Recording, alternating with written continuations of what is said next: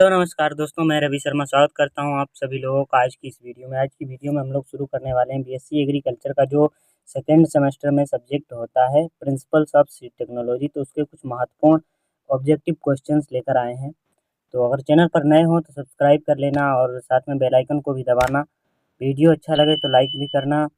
और ज़्यादा देर ना लेते हुए वीडियो करते हैं स्टार्ट। तो पहला क्वेश्चन है हमारा दोस्तों, राष्ट्रीय बीज निगम की स्थापना कब हुई थी? तो राष्ट्रीय बीज निगम की स्थापना जो है 7 मार्च 1963 में हुई थी।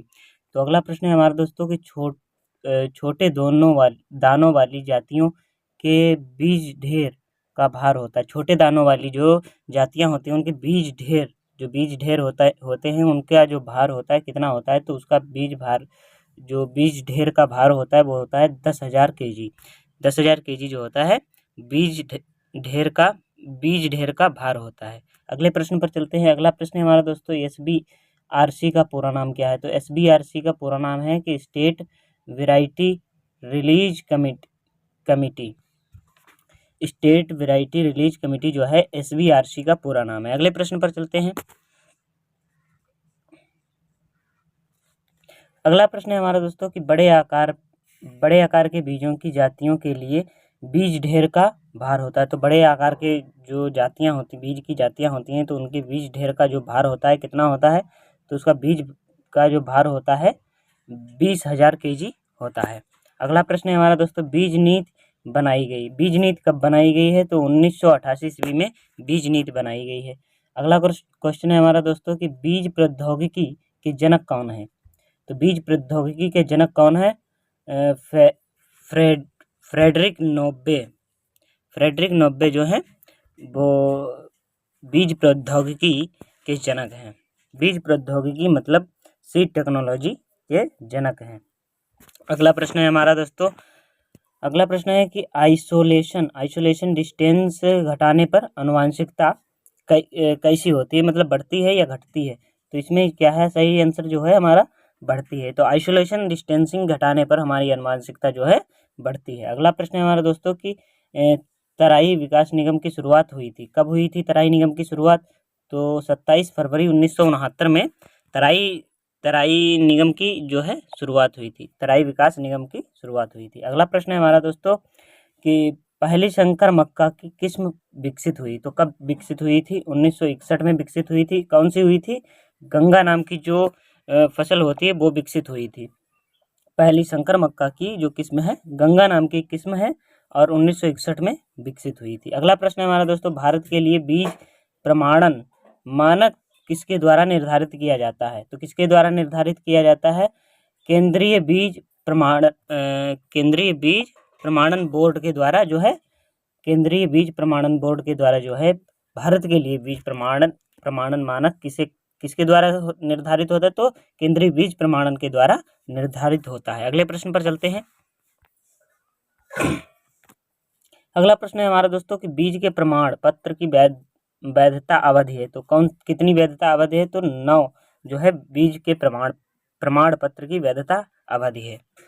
अगला प्रश्न है हमारा दोस्तों कि मिश्रित नमूने में प्राप्त नमूने जो बीज परीक्षण हेतु प्रयोगशाला में भेजे जाते हैं और कहलाते हैं। तो क्या कहलाते हैं?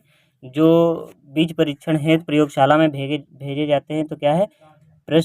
प्रस्तुत नमूना मतलब प्रस्तुत नमूना सबमिटेड सैंपल जो कहा जाता है। अगला प्रश्न है हमारा दोस्तों कि ओपन लेबल ग्रीन टैग किस बीज में लगे होते हैं? तो किस में लगे होते हैं? ट्रूथ लैब सीड में लगे होते हैं। अगला प्रश्न है हमारा दोस्तों कि गेहूं बीज उत्पादन हेतु पृथक्करण दूरी रखी जाती है। तो कितनी दूरी रखी जाती है? तो इसका राइट आंसर है दोस्तों कि 3 मीटर जो है गेहूं में बीज उत्पादन हेतु पृथक्करण की दूरी रखी जाती है। अगला प्रश्न है हमारा दोस्तों कि नरबंध व्यक्तियों में जब अनुरक्षक लाइन बी के पौधे लगाए जाते हैं या पाए जाते हैं तो उन्हें क्या कहा जाता है? तो उनको जो है पालन सेडर जो होता है कहा जाता है। अगले प्रश्न पर चलते हैं। अगला प्रश्न है हमारा दोस्तों कि संकर धान का जनक किसे कहा जाता है? संकर धान जो होता है उसका जनक किसे कहा जाता है? तो LP युवान को कहा जाता है संकर धान का जनक। LP युवान को। अगला प्रश्न हमारा दोस्तों, 2 लाइन सिस्टम 90 में से किसमें प्रयोग होता है? तो धान में प्रयोग होता है, मटर में नहीं प्रयोग होता है। ठीक है, अगले प्रश्न पर चलते हैं। अगला प्रश्न है हमारा दोस्तों, जब बीजों में अधिकतम शुष्क भार संग्रहित हो जाता है तो उसे क्या कहते हैं? तो जब बीजों में अधिकतम शुष्क भार जो है संग्रहित हो जाता है तो उसे फिजियोलॉजिकल मैच्योरिटी कहते हैं, फिजियोलॉजिकल मैच्योरिटी कहते हैं। अगले प्रश्न पर चलते हैं। अगला प्रश्न है हमारा दोस्तों, अधिक उत्पादन देने वाली प्रजातियों के बीजों को क्या कहते हैं? अधिक उत्पादन देने वाली जो है बीजों की प्रजातियों को क्या कहते हैं? उन्नत बीज या इम्प्रूव्ड सीड कहा जाता है। अगले प्रश्न पर चलते हैं। अगला प्रश्न है हमारा दोस्तों, गेहूं में कितने अपवांछनों की आवश्यकता होती है? तो कितने अपवांछनों की आवश्यकता होती है? तो है आंसर सही हमारा 3 अपवांछनों की आवश्यकता होती है। अगला प्रश्न है हमारा दोस्तों, मक्का के प्रमाणित बीज उत्पादन में पृथक्करण की जो दूरी रखी जाती है कितनी रखी जाती है? तो उसका राइट आंसर है दोस्तों 200 मीटर जो है मक्का के प्रमाणित बीज उत्पादन में पृथक्करण की दूरी रखी जाती है। अगले प्रश्न पर चलते हैं। अगला प्रश्न है हमारा दोस्तों, टेट्राजोलियम परीक्षण किसके द्वारा विकसित किया जाता है? तो टेट्राजोलियम परीक्षण जो है एजी लेकॉन के द्वारा विकसित किया जाता है। अगला प्रश्न है हमारा दोस्तों, एक किसान को बुवाई के उद्देश्य से आधार बीज का उत्पादन करने के लिए बीज खरीदना पड़ता है। तो कितना बीज खरीदना पड़ता है? कहाँ से बीज खरीदना पड़ता है? बीज निगम से खरीदना पड़ता है। क्या है क्वेश्चन हमारा? एक किसान को बुवाई के उद्देश्य से आधार बीज का उत्पादन करने के लिए बीज खरीदना पड़ता है। तो मतलब कहाँ से बीज खरीदना पड़ता है? तो बीज निगम से बीज खरीदना पड़ता है। अगला प्रश्न है हमारा दोस्तों, वह वर्ग जो भारत में बीज गुणन श्रृंखला का प्रतिनिधित्व नहीं करता है। वह वर्ग जो भारत में बीज गुणन जो श्रृंखला होती है उसका प्रतिनिधित्व नहीं करता है। तो कौन नहीं करता है? नाभिकीय बीज जो है भारत में बीज गुणन श्रृंखला का प्रतिनिधित्व नहीं करता है। फिर अगला क्वेश्चन है हमारा दोस्तों, अंकुरण की वह प्रक्रिया जिसमें बीजपत्र मिट्टी के नीचे रहता है क्या कहलाता है? तो उसे कहा जाता है अधोभूमिक। अधोभूमिक जो है अंकुरण की वह प्रक्रिया है जिसमें बीज पत्र मिट्टी के नीचे रहता है। अगला क्वेश्चन है हमारा दोस्तों, TSTA कहाँ स्थित है? TSTA कहाँ स्थित है? तो TSTA जो है जूरिच में स्थित है। अगले प्रश्न पर चलते हैं। अगला प्रश्न है हमारा दोस्तों, उच्चतम बीज प्रतिस्थापन दर है। उच्चतम बीज जो प्रतिस्थापन दर होती है वो कितनी होती है? एक हाइब्रिड जो होती है उच्चतम बीज प्रतिस्थापन दर होती है। फिर अगला प्रश्न है हमारा दोस्तों, बीज पत्र रहित द्विबीजपत्री बीज है। तो क्या है द्विबीजपत्री बीज? तो इसमें राइट आंसर है दोस्तों कसकुटा जो होता है बीज पत्र रहित द्विबीजपत्री बीज होता है। अगला प्रश्न है हमारा दोस्तों, निम्नलिखित में से कौन सा एक बीज का जीवित भाग नहीं है? तो कौन सा एक बीज का जीवित भाग नहीं है? ठीक है, तो इसमें जो है एंडोस्पर्म जो होता है वो एक बीज का जीवित भाग नहीं होता है। अगले प्रश्न पर चलते हैं। अगला प्रश्न है हमारा दोस्तों, बीज के भीतर आवरण को क्या कहते हैं? भीतरी जो आवरण होता है बीज का उसे क्या कहा जाता है? तो उसको कहा जाता है टेगमेन जो होता है बीज का भीतरी आवरण होता है। अगले प्रश्न पर चलते हैं। अगला प्रश्न है हमारा दोस्तों, विवरण किस फसल में प्रयोग किया जाता है? क्या है? विवरण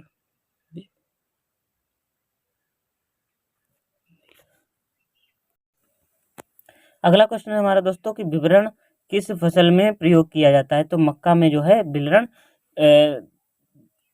प्रयोग किया जाता है। अगला प्रश्न है हमारे दोस्तों, न्यूक्लियस सीड प्रोडक्शन हेतु बाजरा पृथक्करण दूरी रखी जाती है। तो बाजरा पृथक्करण दूरी कितनी रखी जाती है? प्रोडक्शन हेतु तो सीड प्रोडक्शन हेतु कितनी रखी जाती है? 1000 मीटर्स। ठीक है, न्यूक्लियस सीड प्रोडक्शन हेतु बाजरा में पृथक्करण की दूरी 1000 मीटर रखी जाती है। अगला प्रश्न है हमारे दोस्तों कि ट्रांसजेनिक फसल जिसमें विटामिन ए प्रचुर मात्रा में पाई जाती है। तो कौन सी विटामिन प्रचुर मात्रा में पाई जाती है? तो गोल्डन राइस जो है ट्रांसजेनिक फसल जिसमें विटामिन ए प्रचुर मात्रा में पाई जाती है, गोल्डन राइस। अगला प्रश्न है हमारा दोस्तों कि पिकिंग किससे संबंधित है। पिकिंग जो होता है वो कपास से संबंधित होता है, इसलिए पिकिंग जो है कपास से संबंधित है। अगला प्रश्न है हमारे दोस्तों, दो अंतः प्रजातियां जो आनुवंशिक रूप से समान हैं परंतु एक बिंदु पथ पर भिन्न है तो क्या कहलाती हैं। तो उसे जो है आइसोजेनिक लाइन कहा जाता है। आइसोजेनिक लाइन कहा जाता है। तो क्या है प्रश्न हमारा, दो अंतः प्रजातियां जो आनुवंशिक रूप से समान है परंतु एक बिंदु पथ पर भिन्न है तो क्या कहलाती हैं, आइसोजेनिक लाइन कहलाती हैं। अगला प्रश्न है हमारा दोस्तों, प्रजातियों के अधिसूचना का अधिकार बीज अधिनियम के किस भाग के अंतर्गत आता है। तो इसमें जो राइट आंसर है दोस्तों, भाग 5 के अंतर्गत आता है।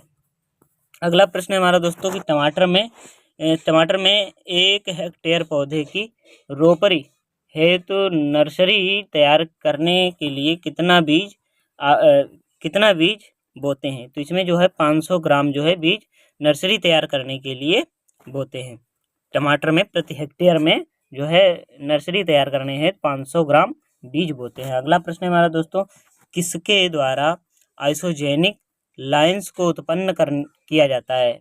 किसके द्वारा आइसोजेनिक जो होता है लाइंस को उत्पन्न किया जाता है। तो वो है रिकरेंट बैक क्रॉसिंग के द्वारा जो है आइसोजेनिक लाइंस को उत्पन्न किया जाता है। अगला प्रश्न है हमारा दोस्तों, स्केटिंग किस फसल में की जाती है। स्केटिंग जो होता है वो टमाटर में की जाती है। अगले प्रश्न पर चलते हैं। अगला प्रश्न है हमारा दोस्तों, कपास में आधार बीज उत्पादन के लिए पृथक्करण दूरी रखी जाती है। तो कितनी आधार पृथक्करण के लिए कितनी दूरी रखी जाती है कपास में। तो आधारी बीज के लिए तो जो है 5.0 मीटर, मतलब 5 मीटर जो होता है कपास में आधार बीज उत्पादन के लिए पृथक्करण की दूरी रखी जाती है। अगले प्रश्न पर चलते हैं। अगला प्रश्न है दोस्तों कि बैगन में प्रमाणित बीज उत्पादन के लिए पृथक्करण दूरी रखी जाती है। तो कितनी रखी जाती है, 100 मीटर जो है बैगन में प्रमाणित बीज उत्पादन के लिए पृथक्करण की दूरी रखी जाती है। अगले प्रश्न पर चलते हैं। अगला प्रश्न है हमारा दोस्तों कि बीज के उत्पादन और विपणन के बीच एक महत्वपूर्ण कड़ी है। तो कौन सी कड़ी है, तो वो है प्रोसेसिंग की कड़ी जो है बीज के उत्पादन और विपणन के बीच एक महत्वपूर्ण कड़ी है प्रोसेसिंग। अगले प्रश्न पर चलते हैं। अगला प्रश्न है हमारा दोस्तों कि आलू एवं मूंगफली में क्रमशः बीज गुणन अनुपात क्या है। तो आलू एवं मूंगफली में जो बीज गुणन अनुपात होता है वो होता है 1:4 और जो मूंगफली का होता है वो है 1:8। आलू का होता है 1:4 और मूंगफली का जो होता है वो 1:8। अगला प्रश्न है हमारा दोस्तों, निपिंग किस फसल में की जाती है। निपिंग जो होती है अंडी मतलब चना में की जाती है। अंडी अर्थात चना में की जाती है। तो रेपसीड, अरहर, शंकर मक्का, ज्वार एवं जूट में बीज गुणन अनुपात है। तो रेपसीड, अरहर, शंकर मक्का, ज्वार एवं जूट में जो गुणन अनुपात होता है वो होता है 1:100। ठीक है। अगला प्रश्न है हमारा दोस्तों कि प्रथम कृत्रिम संकर किसके द्वारा बनाया गया था। तो थॉमस फेयरचाइल्ड के द्वारा बनाया गया था। थॉमस फेयरचाइल्ड के द्वारा प्रथम कृत्रिम संकर जो है थॉमस फेयरचाइल्ड द्वारा बनाया गया था। अगला प्रश्न है हमारे दोस्तों, धान में बीज गुणन अनुपात होता है। तो कितना होता है धान में बीज गुणन अनुपात, वो होता है 1:80। 1:80 जो होता है धान में बीज गुणन अनुपात होता है। अगले प्रश्न पर चलते हैं। अगला प्रश्न है हमारा दोस्तों कि चना, सेब, गेहूं में क्रमशः बीज गुणन अनुपात क्या है। तो चना एवं गेहूं में क्रमशः बीज गुणन अनुपात जो होता है 1:10 एवं 1:20 होता है। चना का जो होता है वो है 1:10 और गेहूं का जो होता है 1:20 होता है। अगला प्रश्न है हमारा दोस्तों, अंडी में प्रमाणित बीज उत्पादन हेतु पृथक्करण दूरी रखी जाती है। तो कितनी दूरी रखी जाती है, तो इसका राइट आंसर है दोस्तों 150 मीटर जो है अंडी में प्रमाणित बीज उत्पादन हेतु पृथक्करण के लिए दूरी रखी जाती है। अगला प्रश्न है हमारा दोस्तों कि बाजरे में बीज गुणन अनुपात होता है। तो बाजरे में जो बीज गुणन अनुपात होता है वो होता है 1:200। 1:200 जो होता है बाजरे में बीज गुणन अनुपात होता है। तो आप लोगों को ये वीडियो कैसा लगा है कमेंट बॉक्स में ज़रूर बताइए। तो अगर वीडियो पसंद आया हो तो लाइक कर लीजिए, चैनल पर नए हो तो सब्सक्राइब कर लीजिए और मिलते हैं फिर किसी नेक्स्ट वीडियो में, तब तक के लिए राम राम।